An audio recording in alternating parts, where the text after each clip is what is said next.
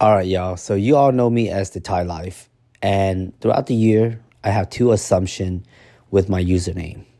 Number one, a lot of people thinking I am from Thailand because I call myself the Thai Life.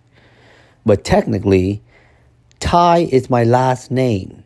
Even though I am Vietnamese, but my last name is Thai. And I know a lot of time Vietnamese name is Nguyen, Lam, Pham. I got Thai. And when I signed up for social media, I asked my kid, what should my username be? And they say, call yourself the Thai Life. And that's how I got the Thai Life. But now, my wife, she added a little twist to life. Instead of Life, she wrote Lyfe. And I'm like, okay, that's pretty catchy. Well, my neighbor just moved in, met me, and I was like, yeah, I do content. He asked me what's my social media name. I say, I'm the Thai Life. He went on to Google. He wrote the Thai Life. Life.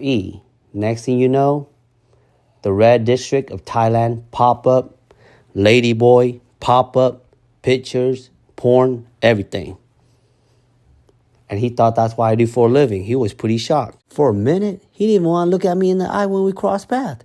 He thought I was up to no good until I told him I was a nail tech.